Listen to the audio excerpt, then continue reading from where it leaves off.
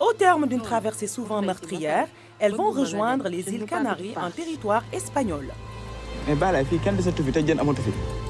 Ils sont tous partis. Bailay est capitaine d'une pirogue de pêche, il connaît la mer. Il ne veut pas partir. Mais il n'a pas le choix. Il devra conduire 30 hommes en Espagne. On part ce soir. Tu as l'argent. Ils ne se comprennent pas tous. Certains n'ont jamais vu la mer et personne ne sait ce qui l'attend. Pour une première fois, tu te débrouilles très bien.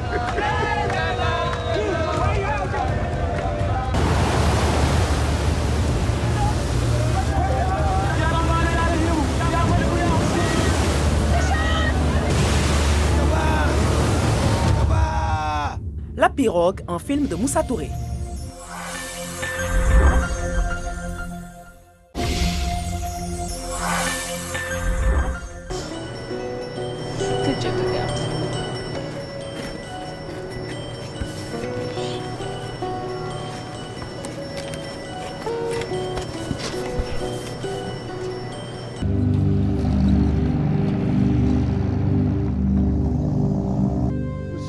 Au coucher du soleil,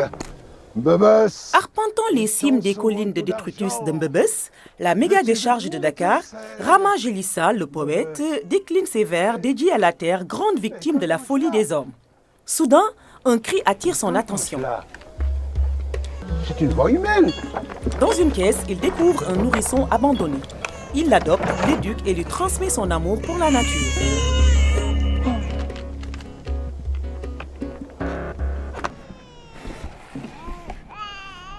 Dieu seul, oui. Tu es sauf.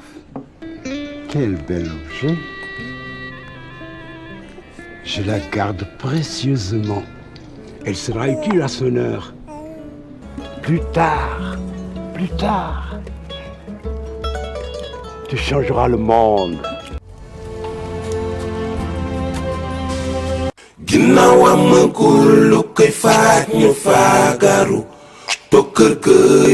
nañu téye xale yi ci kër yi feebar bi du jaar ci ñoom du jaare ci man toog ci kër gi jàng si kër gi mucc ci corona jila ko sindey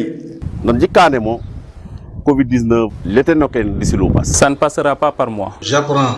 à la maison. Se prémunir du coronavirus. Assurer la continuité de l'apprentissage de tous. Ilzam baytak ta'allam fil bayt. Allim abna'aka fil bayt. Covid-19 refke nomi. Jàng càngoof mbinne. Muccin waa mbinne. Jangoro yake fo alamu bekk si la. du jaare ci man toog ci kër gi. jànge sa kër. mucc ci corona bi. atetemenela mbesigi sokono kakalanke sokono Ona watte ke bagandi coronavirus hakani. Mami jode ender galle amen mi jàng. Chers élèves, vous êtes l'espoir de demain. N'oubliez jamais de continuer à ouvrir vos livres et vos cahiers. Stop Covid-19. Je reste chez moi et j'apprends à la maison.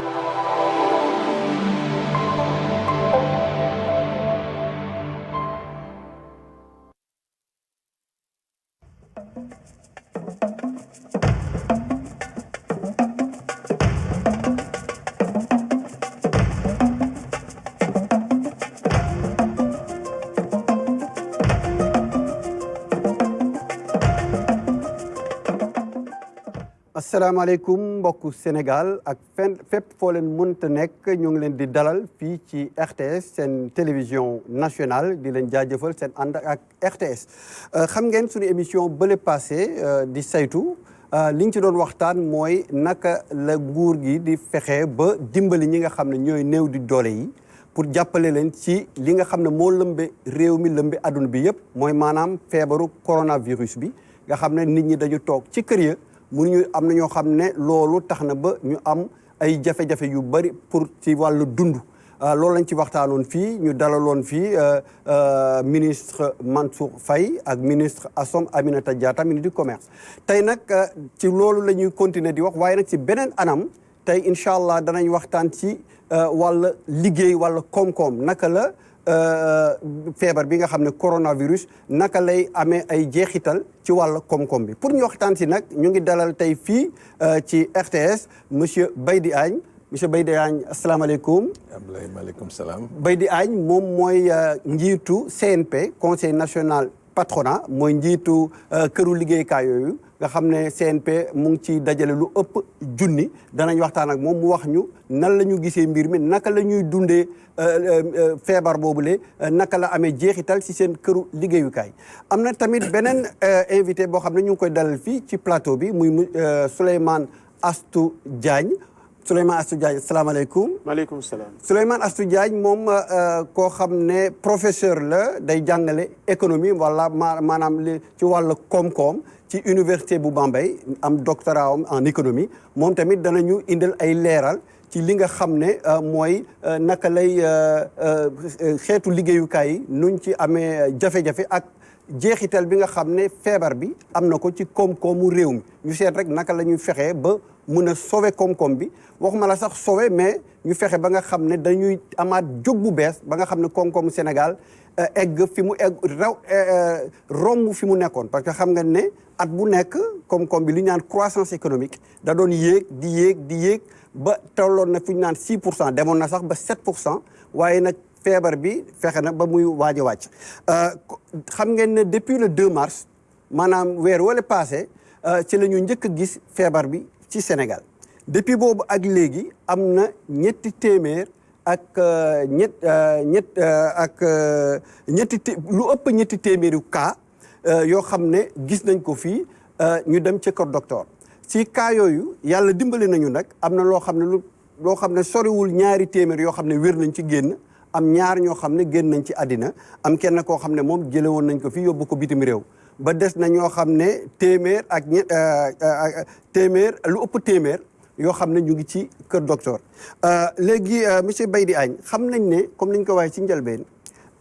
Sénégal nguur gi dafa waxoon nit ñi pour feebar bi bañ a law nañu ñi nga xam ne daal amuñu loo xam ne lu am solo la lu ñuy dox nañu toog ci kër yi maanaam loolu la ñuy wax confinement loolu nag xaw na yaakaar nañ ne xaw na laal kër liggéeyukaay est-ce que mën nga ñu wax feebar bi lan la indi jeexital ci seeni këru liggéeyukaay yi.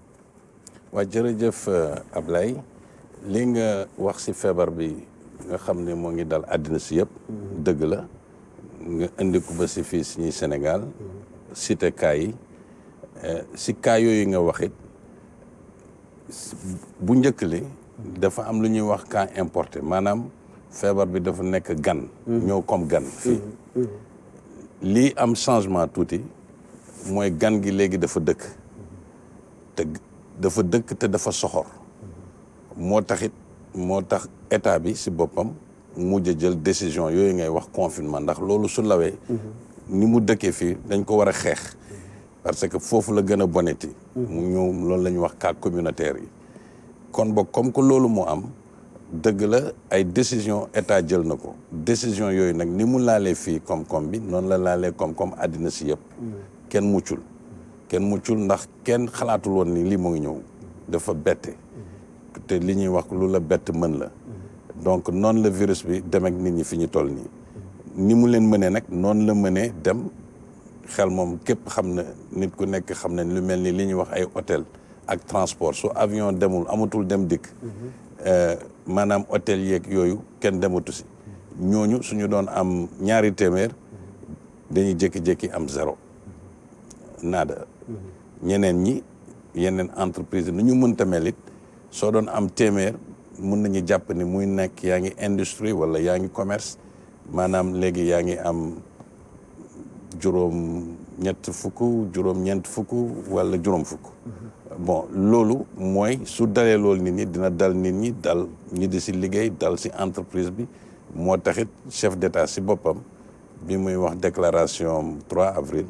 nekkat fii lii ngay wax noonu croissance bi nii li nga xam ne suñuy koom-koom at bu nekk daf ko doon yokk ñii xalaatoon ni dina dem ba 6,8 mais léegi nee nañu kat 3 yooyu ñett lay du ko wees te loolu it xamaguñu feebar bi mu ngi fi ba kañ loolu moo gën a metti si naka lañ koy prévoir moo taxit état si boppam jóg na kat président ne waaw comme que lii dafa ñi bett ñëpp muy dal si nit ñi dal si société yi kon boog man de dinaa génn lu mot 1,000 milliards xool naka la ñuy def lii pour économie bi koom-koom bi lii pour mbirum wërgu yaram lii pour mbirum population yi kon boog loo xam ne lu metti la metti na si société yi trop te lu metti si société yi rek su mujjee metti si askan bi comme ni nga ko waxee dafa feebar bi dafa laal nit ñi laal koom-koom bi laal këru liggéeyukaay wax nga léegi est-ce que mbir mi dafa def ralentissement maanaam dafa wàññi rek seen yëngutu ci biir këru liggéeyukaay wala dafa taxaw.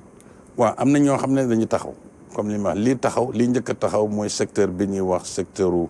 tourisme beeg hôtelier. foofu moom dafa taxaw foofu dafa taxaw. ñeneen ñi ñoo ngi law ñoo ngi continuer. mais ñenn ñi parce que dafa laaj lu bëri soo ne par exemple nit ñi léegi dafa am ni ñuy déplacé wu dem ak dëkk bi dafa am nu muy mel. ñooñu xam nga dafa mën naa am ay impact taxi aussi. comme addina bi yëpp moo taxawu taxi. su àddina bi yëpp taxawee su nekkoon yow yaa ngi woon si yenn jënd ak jaay importation chaîne bi ak yooyu yëpp dafay perturber si biir industrie bi dafay am perturbation su nekkee yow da nga yore lu mel ni ay chantier nga war a defar ay tëli Ziguinchor il faut que nga mun fa dem sa ingénieur yëngu ak yooyu yëpp dafay def affaire mais su nekkee wax dëgg ñun ñoo ngi jëm a xeex taxaw. yaa ngi jéem a xeex métti na waaye yaa ngi jéem a xeex ñoo ngi jëm a taxaw. waaw professeur Souleymane Astou Diagne yéen économiste ngeen da ngeen di tàmm di saytu di xool koom-koom bi nu muy doxee est-ce que yaakaar nga ne situation bi métti na waaye am nañ yaakaar ba tey. waaw en fait situation bi métti na trop parce que situation bu ñu xaarul woon la. damay fàttali rek ci début 2020 perspective économique yi ñu tracé woon ci koom-koomu adduna bi dañu waxoon ne que économie wu 2020 day nekk une économie mitigée maanaam bu amee yokkute bi lu marginal lay nekk du bari donc te loolu jëluñu woon effet wu virus bi ndax virus bi décembre la commencé Chine ñu foogoon ne que dina fa yem ndax boo dégloo déclaration wu président wu Amérique président wu France ak ñeneen foogoon nañ ne que mbir mi dinañ ko tànc gaaw rey ko du am beneen impact ci seen koom mais gis nga après fi mu mujj que xam nañu dañu def erreur d'appréciation ndax li ñu xamoon ci virus bi barewul mu andi situation bi nga xamante ne président Beydi Agne décrit na ko sànq mooy confinement bi où activité yu bare dafa taxaw donc loolu lu jar a préciser la boo ko jëlee en fait ci wàllu Sénégal également mënoo ko jënd ci économie adduna bi ndax ñun UEMOA suñu croissance également amoon na solo projection yi ñu defoon ci 2020 bi yeggoon na lu ëpp 6%. mais gis nga ne ak phénomène bi ni muy avancé ci biir UEMOA gis nga dans le cas du Sénégal président nee na suñu taux de croissance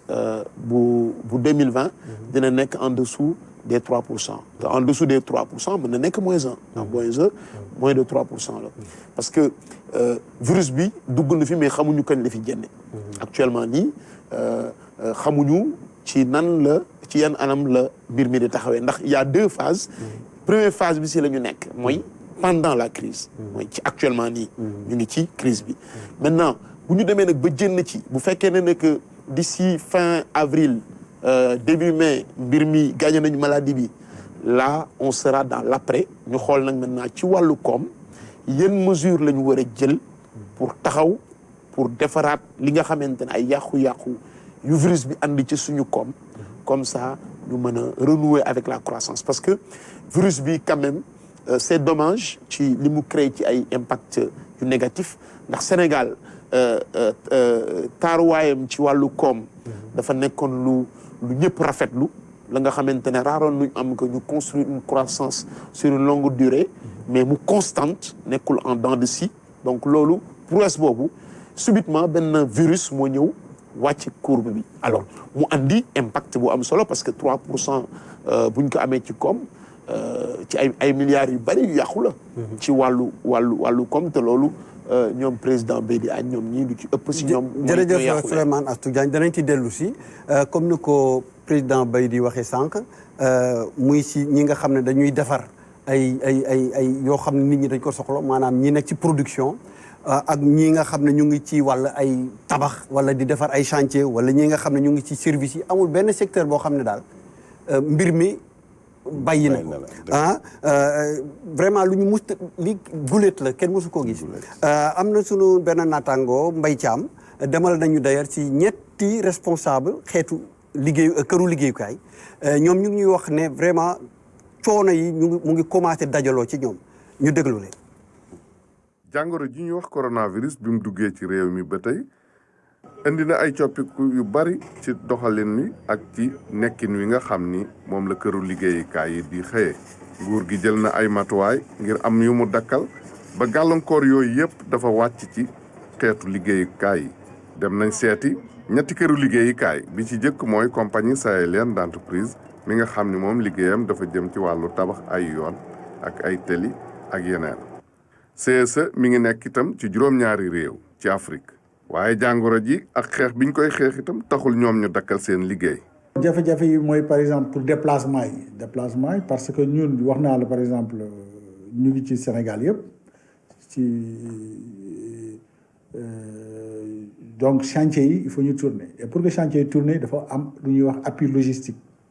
logistique bi Dakar la mën a jógee il faut que aussi donc suñu gars yi surtout les responsables mën di dem ci chantier yi di dem pour livrer di dem pour superviser aussi techniquement aussi duñu am ay sous-traitants yi nga xam ni par exemple ñoom ñooy yore partie contrôle laboratoire et autres ñooñu aussi il faut que ñu dem pour mën saytu liggéey bi xool ndax ñu li ñuy liggéey baax na. jafe-jafe yooyu ak gàllankoor yooyu xam ni moom la CSE di dund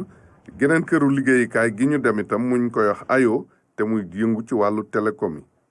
télécom nag buñ ko déggee mooy jokkoo bi ak lëkkaloo bi ba nga xam ni dëkk yi gën a sori yëpp mën nañu am téléphone ak internet ci loolu la xayo di yëngutu ci goxu Matam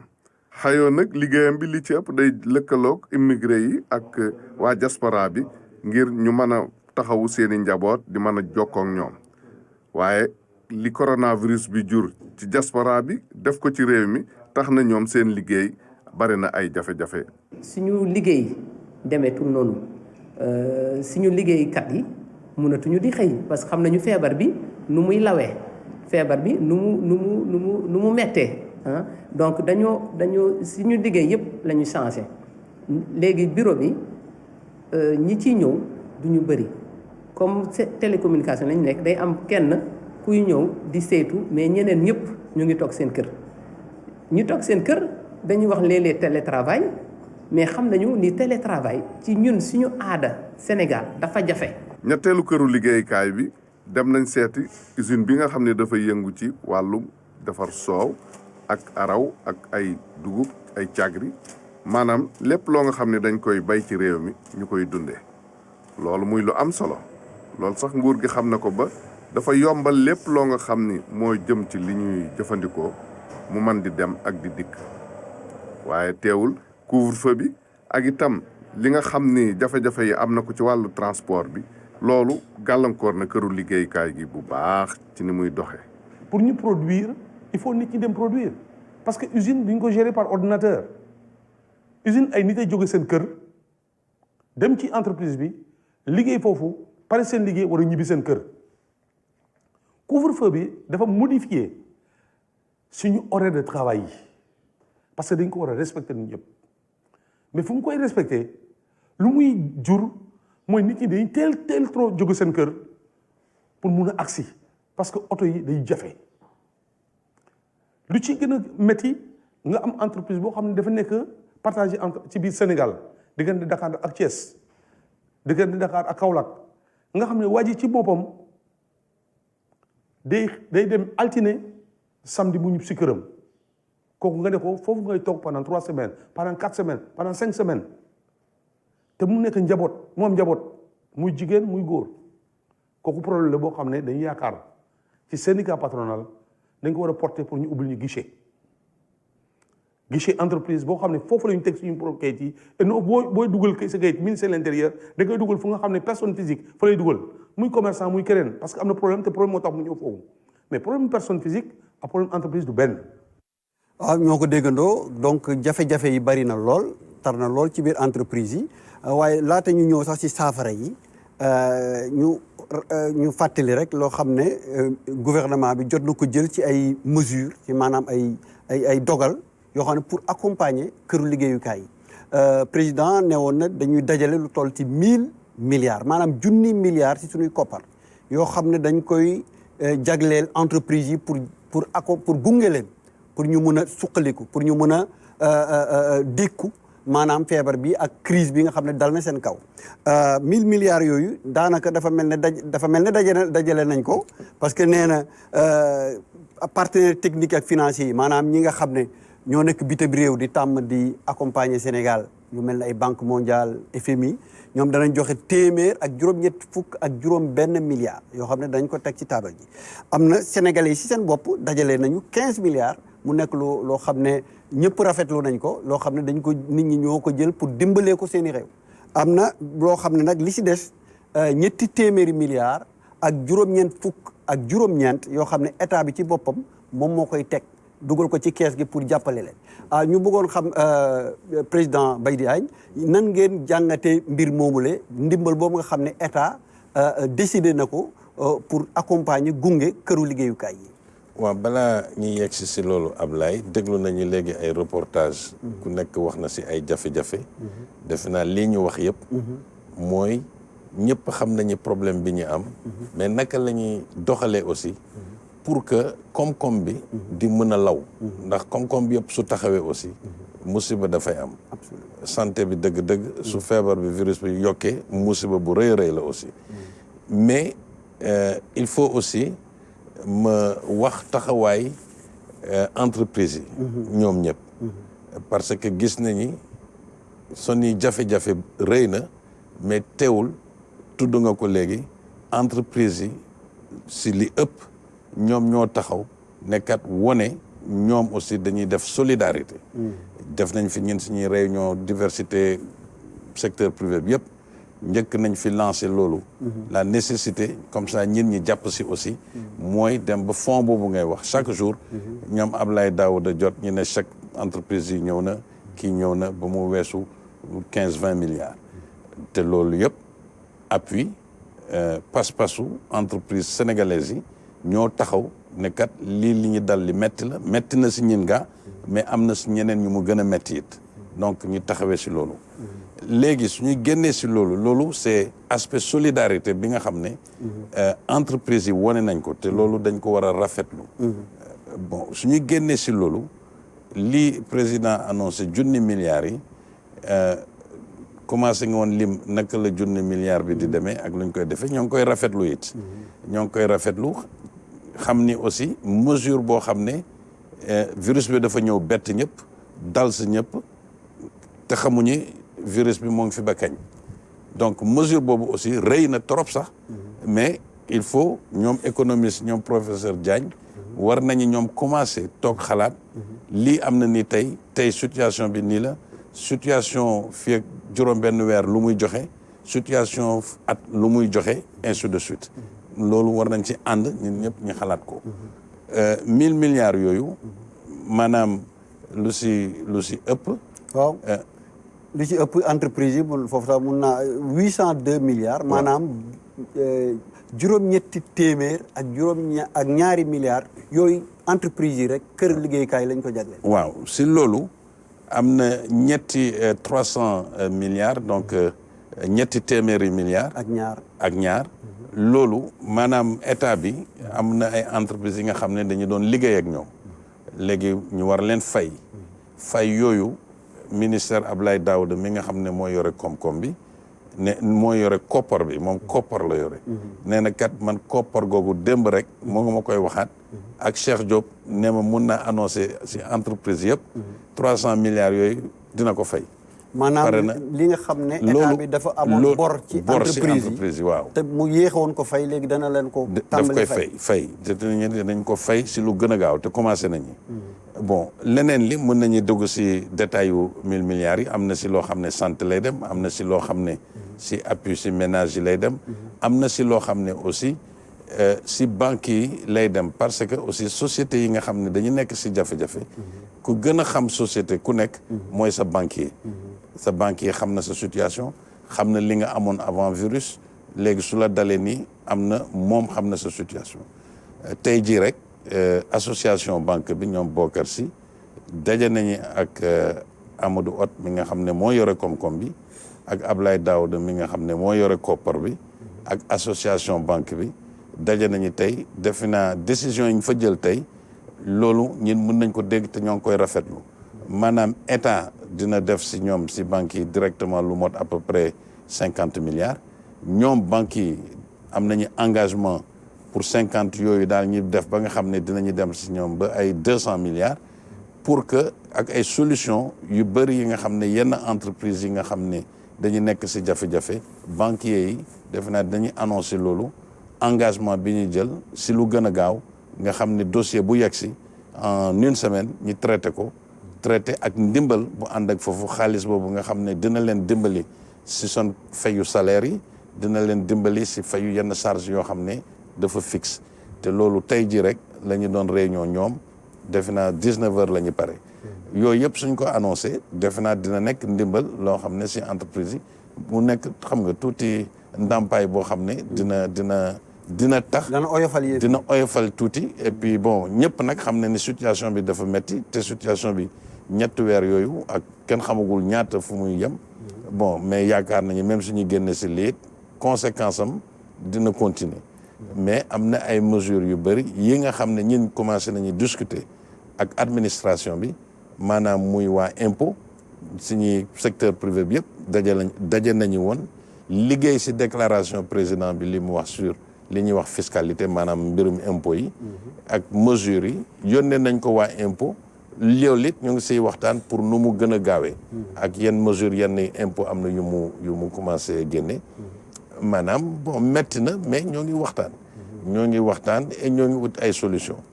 mais solution yooyu ñu jàpp ni rek aussi li dal Sénégal moo dal àddina si yëpp soo demee dëkk yi nga xam ne ñoo ëppoon doole dëgg la ñoom defe naa xaalis moo leen gën a xaw a yomb foofu tuuti mais ñoom ñëpp xam nañu sonni ay kuréel liggéeykaat yi ak yëpp dañuy sonn bon loolu it fi yëpp la am. jërëjëf monsieur Agne monsieur Diagne comme ni ñu ko déggee état bi génnee na 1000 milliards pour jàppale pour gérer crise bi mais 1000 milliards yooyu am na yoo xam ne ñu ngi ko yóbbu ci ñi nga xam ne ñooy néew di doole yi am na boo xam ne ñu ngi ko yóbbu ci diaspora bi sénégalais yi maanaam yi nga xam ne ñu ngi nekk bitim réew am yenn li nga xam ne nag moom lañ jagleel koom-koom bi maanaam këru liggéeyukaay yi pour ñu mun a taxaw pour koom-koom bi bañ a nërmeelu yéen économistes yi nan ngeen jàngatee loolu parce que d'habitude li ñu doon gën a gis mooy balaa ñu jël ay mesures yenn saa mu jël ay temps tuuti waaye bii dafa mel ne xaw na gaaw tuuti nan ngeen ko jàngatee. waaw li ma ciy wax mooy déjà da ngay inscrire crise bi dans une dimension temporelle xam nga crise bi mu ngi am ñun ñu ngi commencé di am ragal ci coronavirus bi à partir de janvier. Janvier mooy début d'année. Donc début d'année la affaire bi commencé. Début d'année boo xoolee fekk na en fait année bu bees di commencé. te avant début d'année bi état bi amaloon na entreprise yenn yi benn bor ci dette intérieure bi bu ñu wax ne moom la président Bédi Agne wax ne léegi Abdoulaye Daouda Diallo ministre des finances nee na dina tàmbali fay ko. donc loolu xam nga déjà benn signal la pour wane ne que bii crise bi di commencer suñu entreprise yi nekkuñu woon en bonne situation. parce que dañu amoon bor ba nga xamante ne dañ leen ko yoraloon donc loolu indicateur la. maintenant état bi rôle am la joué mooy téye système bi pour que mu bañ a daanu mais Sénégal da ngeen di seetlu ne que ñun suñu état poids bi mu am ci économie wu réew mi dafa différent boo jëlee France par exemple wala Amérique état wu Amérique poids bi mu am ci seen économie. loolu lu koy wone loolu. non li koy wone mooy Sénégal tey état bi dina représenter quasiment 80% de l'économie. mu ngi tourner autour de l'état. mais boo demee France bu bëree ba bëree 50% la. parce que foofu entreprise yi am nañ yeneen mécanismes yi nga xamante ne foofu la ñu déployer wu. pour mën a prospérer. alors que ñun si suñu structure économie état bi daf ci am poids trop donc loolu day wane ne que état du Sénégal dafa war a gën a téye parce que entreprise yi bu ñu daanoo suñu économie day effondré wu te loolu ñaanu na ko yàlla ndax loolu mooy day tax crise bi day débouché si beneen crise moom musiba la moo tax 1000 milliards yi man waxoon naa cax si benn déclaration ma ne 1000 milliards yi man ragal naa ne dina tuuti mais boo comparé plan de relance yi nga xamante ne yeneen gouvernement yi teg nañu ko ci adduna bi di nga xam ne fa dëgg yàlla par rapport ak capacité wu Sénégal doon na jafe nga gis ku teg plan bu ëpp loolu doon na jafe mais wane na ne que état du Sénégal vraiment volontarisme am nañu ko fi nga xamante ne foofu la nag mbir mi du jeu mooy si opérationnalisation bi c'est-à-dire que actuellement on est dans une période d'urgence urgence am na yenn mesures yi nga xamante ne dafa war a gaaw tout de suite ñu gis ko sur le terrain je donne un exemple xam nga dans la loi d'habilitation dañu wax ne président jox nañ ko pouvoir yu bari pour mu légiférer par ordonnance fekk du jaar ci assemblée voilà léegi wax na ci mesures yi nee na ñoom président Beydi Agne bu ñu licencier kenn pour motif du corona xam nga loolu mesure moom daañu ko laaj président Beydi ba pare mu ne leen aussi nañu fexe ñu fay au moins 70% des salaires moom wax na sànq ne am na ay secteurs yi nga xamante ne seen activité dafa taxaw c'est-à-dire si mois bi 0 la ñuy def waaw ka nga xamante ne 0 la def mois bi nga ne ko mu fay 70% des salaires problème day am ndax entreprise xam nañ ne que ça repose sur un modèle économique te wax naa la sànq ci séquence temporelle bi 2020 bi muy commencé seen santé demul woon noonu donc on a affaire à des entreprises yi nga xamante ne seen santé demul noonu loolu moo tax ñu war a gën a gaawal opérationnalisation bi pour que ndimbal bi nga xamante ne dañu wax ne dañ koy jox entreprise yi ci wàllu facilitation que ça soit sur la fiscalité ak également ay aides directes yi nga xamante ne état bi daf ko war a def pour permettre à ce que ñoom ñu taxaw respecter seeni engagement ci loi bi loolu dañ ko war a def mu gaaw jërëjëf gën a gaaw gën a baax danañ ci dellu si am na kenn koo xam ne mu ngi ñuy woo Aïcha mun na dugg ci antenne bi asalaamaaleykum aleykum salaam na nga def sëñ bi ñu ngi sant yàlla bismillah lu doon sa lan moo doon sa laaj wala sa contribution waaw man dama doon laaj ñi nekk enseignement supérieur privé nga xam ne ay vacataires lañ maanaam recruté wuñ ñu lan la état bi sóor pour ñun parce que ñun ñaari weer yi fayuñu parce que amuñu bulletin de salaire kenn recruté wuñu ay vacataires lañ dans l'enseignement supérieur privé waaw xanaa état bi am na lu mu sóoraale pour ñun waaw loolu tamit laaj bu am solo la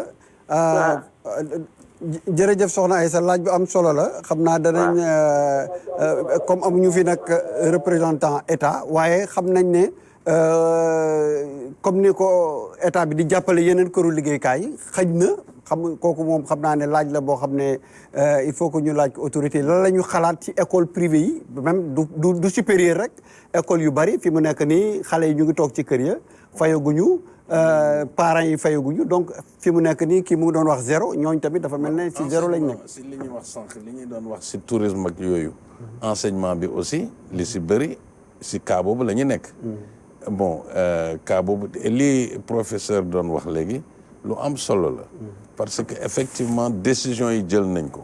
maa ngi lay wax sànq rek. association banque bi. ñoo ngi tey jii la ñuy mujj di def réunion ak ñoom Ablaye Daouda ak Amadou Hott pour xool ñoom les mesures d'accompagnement. yaa ngi doon wax ordonnance bi. dëgg la sax bi ñu seeti woon président si bi muy def concertation nationale. junj nañ ko bi ñu génnee tudd na ko moom pour ñun arrêté wuñu loolu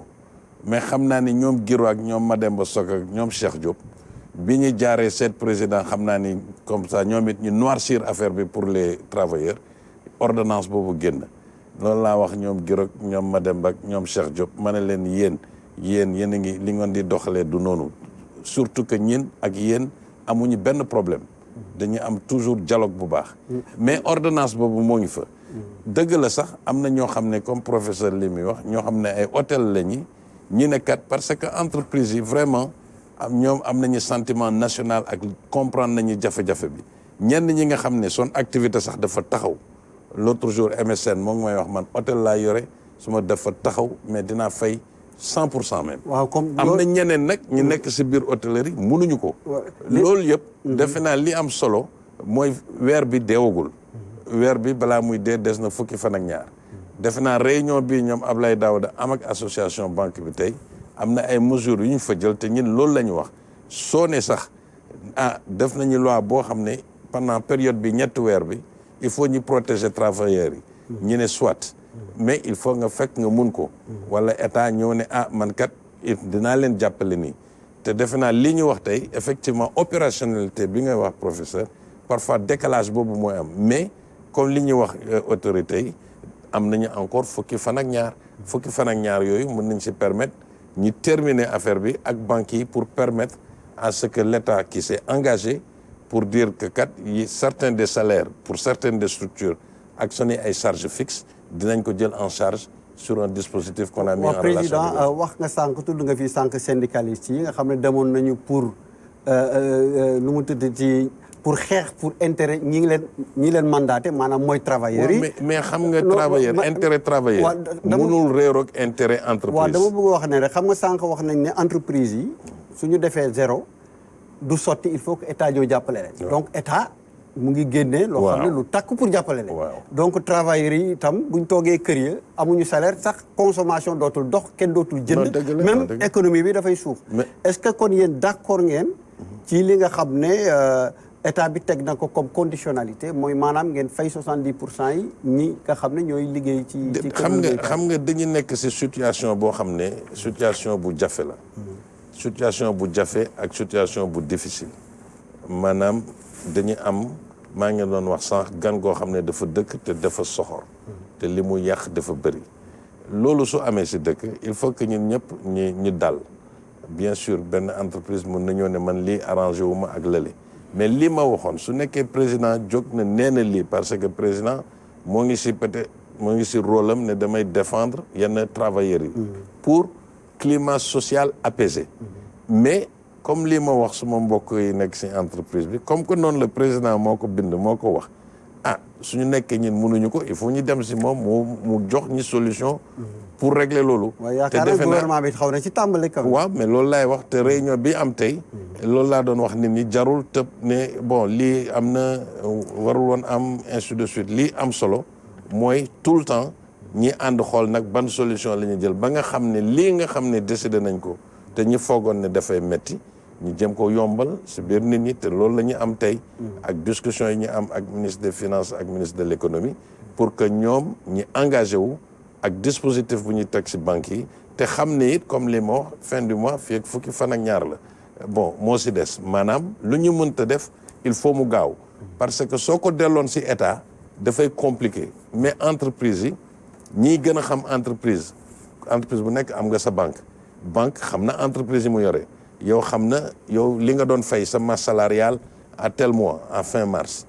bon ñoom am nañu information yëpp kon suñ ko jaaralee noonu yaakaar naa ni mu gaaw pour régler problème boobu ñu wax mais ñi xam ni rek ñun ñëpp dañu nekk ci situation bu difficile situation boobu bu difficile nag comme li may wax tout le temps je le dis soo bëggee jàppale social entreprise ngay jàppale ndax soo jàppalee entreprise moom moo gën a habilité pour dawal yenn yi aussi. loolu yaakaar nañ ne ñu ngi koy def parce que defe naa ndimbal bii ñuy def pour entreprise yi la te ndimbal bu takku la te. ndimbal non lu takku la. dëgg bii président Macky jóg. njëkk fii wax ne damay def 1000 milliards ñëpp dañu ne waaw 1000 milliards li rëy na di. dëgg la professeur wax na ko soo demee si li mel ni ay ñoom ay Amérique ay France li ñuy teg si li ñuy génne si xaalis kenn mosul woon foog ni sax. dëkk yooyu mën nañ ko génne def ko son économie mais li muy wane it aussi mooy lii suñu dëkk yi ak président Luis ak si boppam li mu jëloon waxte affaire annulation dette ak lële parce que lii gars yi génne si xaalis ak li ñu doon teg ñoom si ay règles gëm na ni mooy solidarité aussi boobu si àddina si su demee woon nenn ni defe naa ñin suñu dëkk yi dinañ am injection xaalis boo xam ne mun Afrique dina gaaw a développé. waaye pour dellu si li invité bi wax sànq président am na ay secteurs yoo xam ne dañ leen joxoñ ne yii moom dañu am ay coono yu bare il faut ñu jàppale leen jàppale bu dëgër mooy hôtellerie bi wax nañ ko transport bi mais dafa mel ne am na ay yenn secteurs yoo xam ne doguma la sax mais soo gisee xaayoo bi moom laa bëgg fa laa bëggoon yow yaa aayoo wax na ko sànq ñoom mel ni ay xaayoo nii def naa jotu ko wax waaw parce que dañuy wax rek ñoom ay télétravail la mais ñoom son activité dafa mel ni activité export comme ay hôtellerie yooyu parce que ñoom lii gën a doxal son ay activité mooy ñi nekk bitim réew maanaam immigré yi ñooy gën a utiliser son service kon su immigré yi sonnee ñoom dañuy sonn et coono boobu ñoom en fait ñoom ñoo njëkk jiitu coono que hôtellerie sax parce que crise bi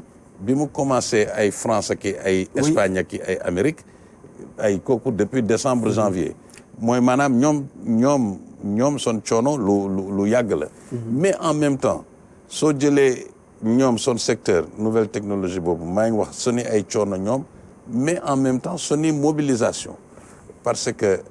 si biir crise bi nu mu méttee am na kuréel bu ñuy wax optique te ñu bokk suñuy CNP foofu optique mooy ñi nga xam ne affaire u technologie la ñu yore technologie ñoom Antoine Ngom dañuy dem ba dajale lu mot 200 experts sénégalais nekkat ñin dañuy liggéey ak en relation ak ministre de la santé ak leur ministre de l'économie numérique pour defar système boo xam ne par ordinateur ak yooyu ak i téléphones yi foo mënta toll ñi mën a xeex maladie bi loolu liggéey boo xam ne extraordinaire mais loolu yëpp c'est de la générosité de l'engagement des Sénégalais. lu ma la bëggoon laaj sànq rek ma eggalee ko mooy wax nga aayoo soxna si woote léegi wax na école yi enseignement yi nga xam ne ñu ngi tam ci ay jafe-jafe yu tar xam nañ ne temps yi moom yéen ngi waxtaan ak gouvernement bi lu bari doonoon ngeen waxtaan waaye yaakaar nañ ci jamono ji la gën a bari est-ce que da ngeen eggee kii coono ñooñu et puis wax na ne effectivement am na yeneen entreprise yoo xam ne boolewul leen ci liste bi ñu war leen ci boole. non loolu dëgg la nee naa la tey jii rek réunion bu am maanaa am na tey te ñoom ñëpp def naa ne xam nañi nguur gi xam na ni fii ak fin du mois fii ak fukki fan ak ñaar la wala fukki fan ak juróom xam nga léegi fin du mois yegg si mais. danañ ci dellu ci jox kàddu gi professeur nga ñëwaat rek si li ñu waxoon am na yenn kuréel yoo xam ne dafa mel ne dañ leen xaw a fàtte ci liste bi te waxoon nga ne sànq 1000 milliards bari na lool mooy tax moo doon tax budget wu Sénégal en 2007 ñu teg ko ci table bi waaye wax nga ne est-ce que loolu tax dana doy parce que am na yenn secteurs yoo xam ne foo laal rek mu ngi metti waaw xam nga ñun en fait particulier suñu économie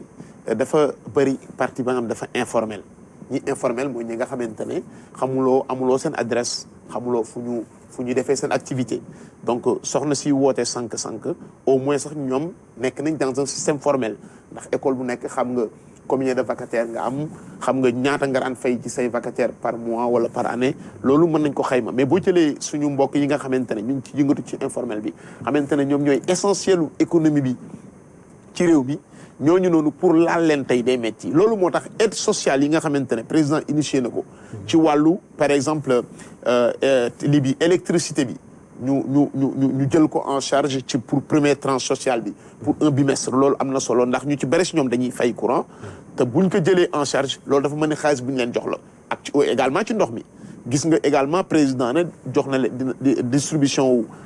ceeb bi d'une valeur de je crois 66 000 francs par ménage également loolu ñi ëpp ci secteur informel bi ñoo koy jëriñoo ndax bu ñu jëlee ñi nga xamante ne ñooy bénéficier wu ci lii bi bourse familiale yi bourse yooyu souvent ñi gën a vulnérable ci société bi ñoom ñoo koy bénéficier donc problème bi ñu am dëggantaan pour laal nit ñi bokk na ci suñu structure économie mooy informel bi ni mu ci amee doole donc et également loolu war na tax aussi ñoom président Beydi Agne lii bu passé je crois que il faut que ñu réfléchir ensemble si nan la ñuy réduire le poids de l'informel je sais que ay stratégie danañ ci dellu si waaw dana nekk benn poñ ci biir waxtaan bi laata ñuy terminer mais Ablaye balaa muy tëj ci informel bi ndax su ma si waxee lépp non danañ ci egg am na loo dañ ko ci waxtaan parce que am na sax ñoo xam ne ñu ngi ci informel bi demoon nañ taataani seen i xalaat te danañ ko teg waaye fi mu nekk ni dama bëggoon ñu wax d'abord ci banques yi parce que banques yi dañoo occuper benn secteur bu am solo am rôle bu am solo boo xam ne bu ñu war a jouer ci crise bi wax ngeen ko entreprise yi nga xam ne tey ñu ngi amee jafe-jafe ñoom ñëpp dañu am ay bor yoo xam ne ñu nekk ci banques yi ñu war ko fay banques yi nag laaj nañ leen pour ñu jàppale entreprise yi gunge leen demoon nañ seeti ki nga xam ne moom mooy président association banques yi mu tudd Bokar Sy moom nee na sax ñoom am nañu ay jumtukaay pour mun a jàppale entreprise yi nga xam ne dañu am ay jafe-jafe parce que tàmm nañ ko def waaye fi mu nekk rek lenn mooy problème mooy dafa bari parce que entreprise yëpp la laalandoo ñu déglu Bokar Sy. ci seen activité normale dafa am compartiment boo xam ni moom lañ jagleel particulier wala entreprise boo am ay difficulté duñ yeewu rek yóbbu client contentieux client parfois na am ay jafe-jafe temporel yoo xam ni c'est ponctuel ñu ñëw xool naka lañ koy lijjantile tàmm nañ ko banque ak arrangement ou engagement client ñoo ànd dafa am xaaj boo xam ni amuñu problème pour fay moo am ñoo xam ni parfois seen activité nañ permettre ñu bëgg a fay te duñ mën a fay on est assez outillé pour xam kan moo bëgg a fay bañ a fay ak kan moo bëgg a fay te mënul a fay kooku ci activité wu banque la bokk la seule différence mooy lii ñëpp la dal en même temps ku bëgg ak ku bëggul munoo donc loolu il faut ñu sérieux ko temporellement xam ni 2 mars la commencé ñu ngi ñaan mu teel a jeex ci biir boobu dañuy jël mesure yu ñu tàmmoon teg ci table bi pour dimbale ñu am difficulté ponctuelle c'est que naka lañ koy réaménager yu mel ni bu fekkoon ne mosuñu dimbale nit ci li ñuy wax ñu ngi réfléchir mais li ñu war a def commencé nañ ko def bu yàgg de bu ñu commencé gis difficulté entreprise yi chef d'entreprise yi aussi ak particuliers yi ils sont avisés xam nañu ku ci nekk xam nga sa activité bu dara amee lan moo la ci gàllankoor di nga jege sa banque bu ngeen seetee li banque centrale wax dafa ni banque yi nañu faciliter report échéance yi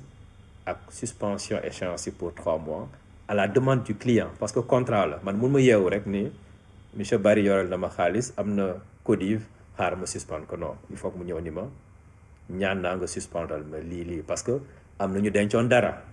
amoon benn matelas boo xam ne il préfère fay seen bor parce que suspendre du baal fay la parce que ñun xaalisu jàmbur la ñuy jël di ko leble donc du lu ñu moom amaana sax ñoo ko moom actionnaire u banque yi ñoo ko moom clients yi ñoo ko moom donc bu ñu ñëwee soxla seeni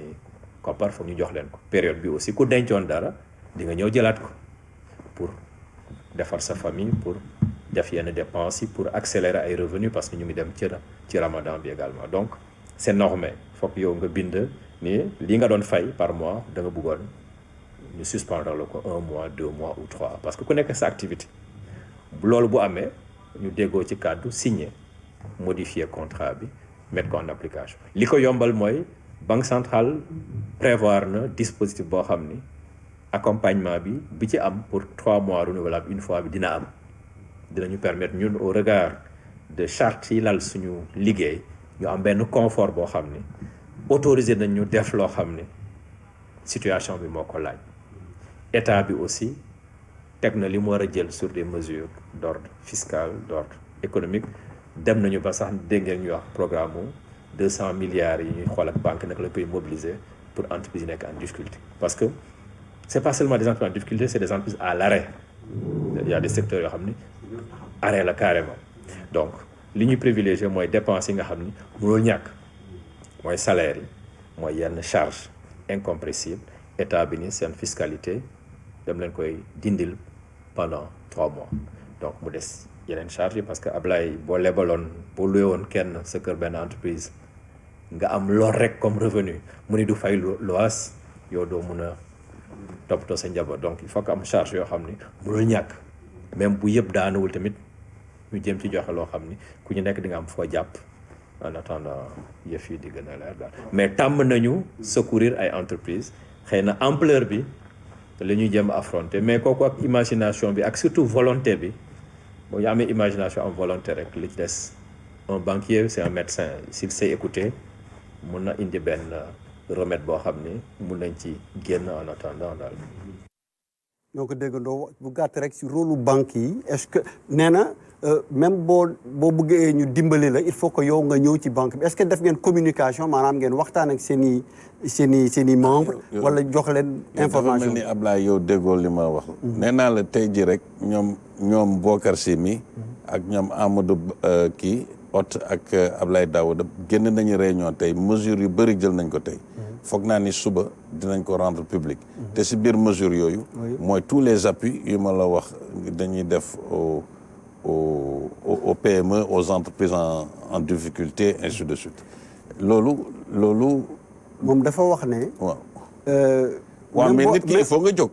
voilà ma ne ngeen tasaare information pour ok nit ki mooy jóg. banque moom du la waaw pour nit ñi xam ne. que dañoo war a jóg du ñu. am nañ ndimbal waaye il faut ñu dem laaj. ndimbal waaw te loolu ñun loolu la ñuy wax entreprise lu yàgg ñoom ñëpp war nañu defar soni ay dossiers déjà. waaw jërëjëf parce que temps bi ñu dese bariwutul te war nañ wax ci informel bi teg sa xalaat professeur si. man en fait li may wax ci wàllu banque yi mooy concerne man li ma gën a yitteel mooy action BCEAO. xam nga. mesure budgétaire rek doyul il faut que mu accompagner ko ak ay mesures politique monétaire te banque centrale dafa nekk institution ba nga xamante ne benn la ci dëkk te nii crise bi amee gis ngeen tey boo demee Europe gis Amérique na banque centrale yi taxawee je crois que banque centrale bu Afrique des États d'Afrique de l'Ouest war na gën a offensive gën a attaqué parce que moom fi ne nii lu bari ci ay solution yi nga xamante ne gouvernement yi ñu si mel ni président Macky Sall ak ñeneen ay ñu nekk ci biir UEMOA ñu war a expérimenter seen économie banque centrale moo ko engagé je crois que war nañu réinventer waat ñoom seen action def ay jéego yi nga xamante ne mosuñu ko def ñu génne dans l'orthodoxie li nga xamante ne ay mesures yi nga xamante ne lu ñëpp xam la fi mu ne nii situation bi ni mu toll il faut que BCEAO génne wane na que moom taxaw na taxawaay bu am solo pour permettre à ce que banque yi nga xamante ne monsieur Bokar Sy moo leen jiite ñu aussi ñu mën ko traduire ci entreprise. jërëjëf Souleymane Astou Dia ñu dellu si secteur informel bi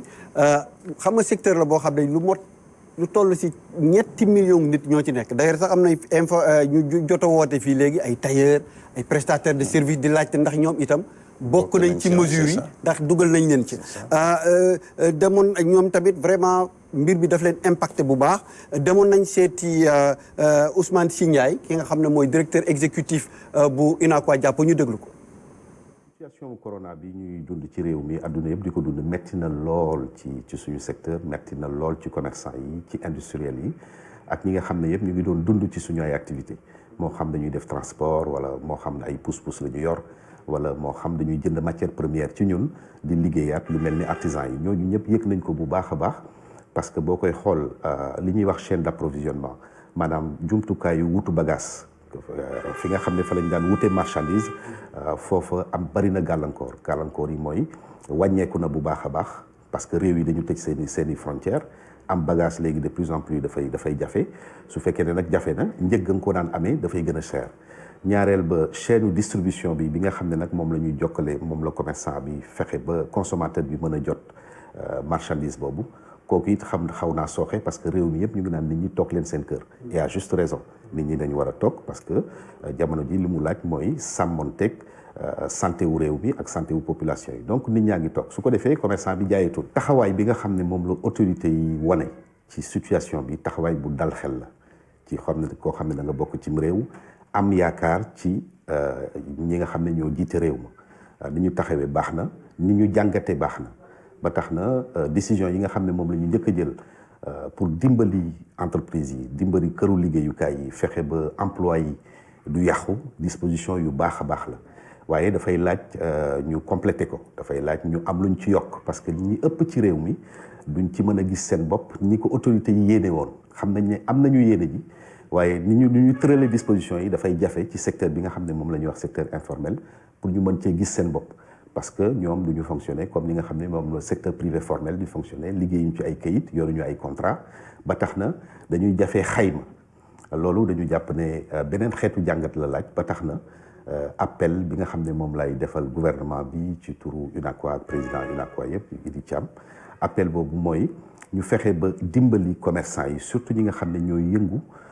ci mbiru produit alimentaire ñu dimbali leen ba nga xam ne ci seen chaîne d'approvisionnement mu bañ a taxaw maanaam fa ñuy amee bagage di ko jënd. waaw jërëjëf kooku moo doon Ousmane Sy Ndiaye directeur exécutif bu UNACOIS Jàppo demoon nañ seeti itam Cheikhou Cissé moom mooy président national UNACOIS Yeesal moom tamit effectivement ci loolu la xalaatam dem pour ñu fexe ba sécuriser li ñu naan chaîne d'approvisionnement bi maanaam lépp lu ñu soxla ci réew bi ñu mun ko indi loolu bañ a taxaw ñu déglu ko. comme niñ ko gisee ñun ñëpp mooy xam nañ ne danañu frappé bu baax a baax a baax ndaxte xam nga réew mi li ci ëpp ci ñuy def commerce seen commerce dañ ko wékk ci dem jëndi ko ci bitim réew di ko indi c'est bien que politique gu bay di dundee borom réew mi lancé woon na ko ba ñu ëpp ci nit ñi ngi daw jëm ci liy jokkale réew yi amatul xam ne avion dematul bateau yi gis ngeen ni mu demee frontières yi dañ ko tëj su boobaa ki nga xam ne kii lam doon amee dara mooy dem jëli ay conteneur ñoo fay duwaan jaay daw delluwaat su fekkee dañ na ko dootoo ko def foofu rek xel yépp xam nañ ne kooku ñàkk tàmbali naa dugg foofu parce que commerce moom boo tuddee commerce Touré day fekk rek nga am loo jaay boo amatul loo jaay rek tuddatoo commerce te liñ doon jaay lépp bien que stock bari woon na ndax Sénégal yi dañu ñemee xarañ di daw di jënd marchandise pays yëpp des fois sax nga déggal ci pays boo xam da nga dul xam lan moo tax ñu xarañ ba dem fa loolu nag bu fekkee dafa coupé ci côté yëpp vraiment dafay metti ci ñoom trop rawatina nag lañ ca am ak si ñuy dem ba ay jëmi jamono ñu ne marché yi bu ñu ko doon nekk di ko jaayee tëj nañ ko xam nga loolu su boobaa moom. jërëjëf gis nga professeur comme ni ñu ko waxee secteur informel bi lu toll ci 3 millions de personnes nekk ci territoire national bi yëpp ñoom ñoo nekk vraiment interface diggante ñii di jaay ak consommateurs yi alors fi mu nekk nii est-ce que mënuñu mu nekk benn opportunité maanaam jàppale leen parce que dañ leen war a jàppale mais aussi moderniser ko bind leen sànq yaa ngi doon wax ne am na entreprise yu bari yoo xam ne kenn xamul fu ñu nekk mënuñu leen bind te état mu ngi ko doon jéem mu tëkk mun a def est-ce que lii du opportunité. waaw opportunité la c'est-à-dire que ñoom dañu war a comprendre que ñu recenser leen ñu xam leen identifier leen ñoom si seen intérêt la pour que bu yi amee ñu mën leen fekk fa ñu nekk ñu aider leen. parce que actuellement nii amul kenn ka nga xamante ne si ñoom mën nañ la aider parce que xamuñu la xamuñu fan ngay yëngatu xamuñu fan nga dëkk xamuñu benn information ci yow donc lii occasion la pour que les chefs d'entreprise ak centrale yi nga xamante ne ñoo leen ëmb ñoom ñu lancer avec l'État benn campagne pour formaliser leen c'est-à-dire que ñu bindu ñu ku nekk ñu xam ci li nga yëngu ak fan nga yëngu ak lan nga ci def loolu mooy tax bu beneen leneen amee ñu mën a également mën a yegg ci ñoom pour jàppale leen ndax fi ne nii fa dëgg yàlla dina jafe-jafe tey ñu xool nan lañ leen di aider par rapport ak crise bi mu nekk nii. te ñoom soo leen aidé wul parce que li nekk si ñoom si ay lim dafa takku. waaw mais aide bi aussi il faut dire que yegg na ci ñoom wax naa sànq mesures yu président jël ci courant bi ak ndox bi. ñoom ñu ci bëri dañuy fay courant ak ndox. boo jëlee aussi ci denrées alimentaires yi ñu distribuer ñu ci bëri si ñoom également dinañ ci profité wu. donc loolu mooy mécanisme aléatoire. waaye ñoom dafa mel ni dañu yore ay këru liggéeyukaay yoo xam ne fi mu nekk nii li ñu doon wax sànq à l'arrêt ñoom tamit zéro li nga doon wax sànq zéro. waaw mais dañu yor ay bërëbu liggéeyukaay yi nga xam zéro mais problème bi nan lañ koy résoudre ndax kenn xamu leen kenn xamul fu ñu dëkk kenn xamul fan la ñuy liggéey donc waaye am nañ nag ay kuréel yoo xam ne ñoom donte ne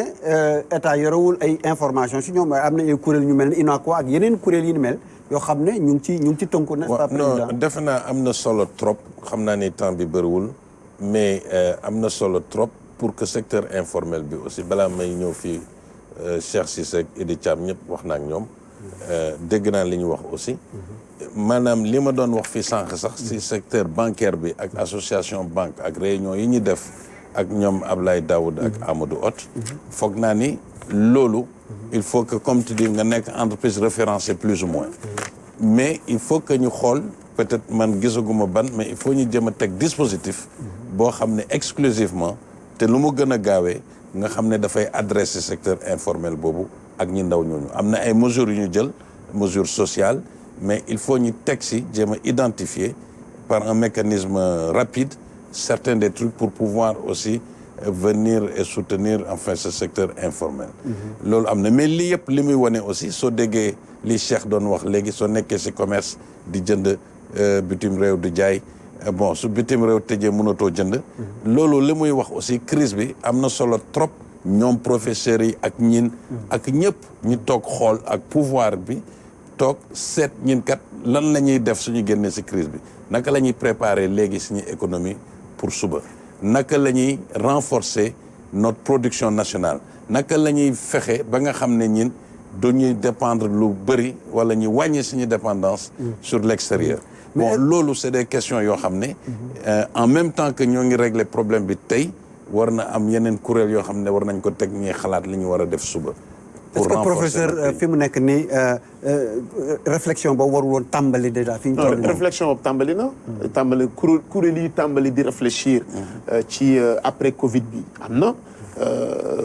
donc ñu ngi ci réfléchir ci côté yëpp peut-être que dimension bi mu mën a am bi mu war a am peut-être mënu ko am nii ndax les gens sont braqués sur la crise mais fa dëgg yàlla ñun si suñu wàll lu ci bari ñu ngi ci réfléchir maa ngi wax na ne que war nañu def ay enquête par exemple ci entreprise yi pour xool effet bi nga xamante ne Covid bi war na ko am ci seen activité ci seen crédit yi compétitivité bi productivité bi facteur de production yi donc yu bare ñun dinañu ko jéem a saytu pour xool ban jeexital la coronavirus bi di am ci loolu et dafa sax war a weesu wàllu koom je crois que si wàllu santé résilience santé éducation ak volet social bi nga xamante ne mooy këru économie yooyu yëpp war nañu ko saytu ba bu ëllëgee ñu xam nan la ñuy gën a mën a taxawee ci bu situation mel ni jërëjëf xam naa fi mu nekk nii waxtu bi moo ñu xaw a xoj waaye am na benn laaj bu ma bëggoon laaj président bi laata ñuy tàggatoo am na benn 33 milliards maanaam fanweeri milliards ak ñett yoo xam ne gouvernement bi daf ko joxe pour nee na sécuriser circuit approvisionnement yi est-ce que yooyu waa secteur informel bi mënuñu si gis seen bopp 33 milliards yooyu naka lay demee parce que nee nañ pour denrée alimentaire maanaam li nga xam ne pour lekk la ak li nga xam ne médicament la ak wàllu énergie maanaam essence yeeg gaz ak yu demee noonu mën nañ si gis seen bopp kay parce que loolu aussi mooy mesures yu bëri dañ ko teg léegi après opérationnalité boobu moom la ñu commencé di waxtaan fi ñu nekk moo taxit loolu laa waxoon ñoom IDEC ñoom Cheikh Diop ñoom Cheikh Cissé il faut que ñun ñëpp ñu dajale parce que ñoo ngi koy def aussi secteur privé on est en train dans la diversité du secteur privé ñun ñëpp d'identifier secteur par secteur commerce industrie lépp defe naa liggéey bi sax pare na ñoo ngi war a daje fii ak semaine prochaine pour boole liggéey bi yëpp dañu waxoon ak Amadou Hott bi ñu ko commencé woon taaj ko comme ça ñi am dispositif bu leer ak lu ñu war a def ak toutes les mesures à prendre pour mieux les jërëjëf président Baydi jërëjëf Souleymane Astou Diagne ci invitation bi ngeen xam ne nangu ngeen ko ñëw fii ak seen activité yi ak ci waxtaan ci wolof parce que wax ci kàllaama Kocc ci lay sénégalais yi di gën a comprendre dégg xam-xam am jot information yi moo tax ñu defee ko noonu ñu ngi leen di jaajëfal bu baax di jaajëfal itam ñi nga xam ne ñu ngi doon seytaan di leen wax rek rendez-vous daje beneen yoon incha allah fii ci RTS même antenne ak ci yeneeni information yoo xam ne ci wàll coronavirus bi ci yeneeni secteur incha allahu rabbi asalaamaaleykum wa rahmatullah wa barakatu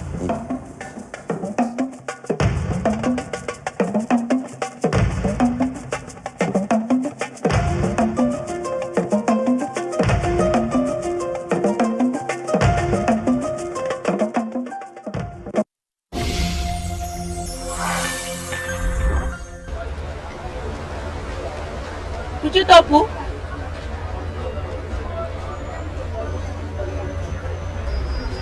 jotoo sa avance ankay jox ngeen ma avance mottali bi laay laaj xam nga suba la tabaski bi moo tax ku ci topp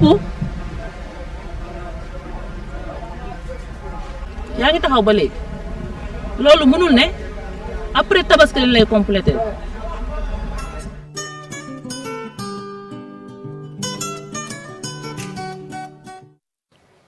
waaw pour xar bi ak tabaski bi jëndum xar bi yéene la woon waaye du lu ma war. lii ku gañe looy am 50 000. boo amee looy doxi te nga ko doxi moo gën. xoolal damay joué. joué fan. waaye mère bi kaaju na de. damay joué.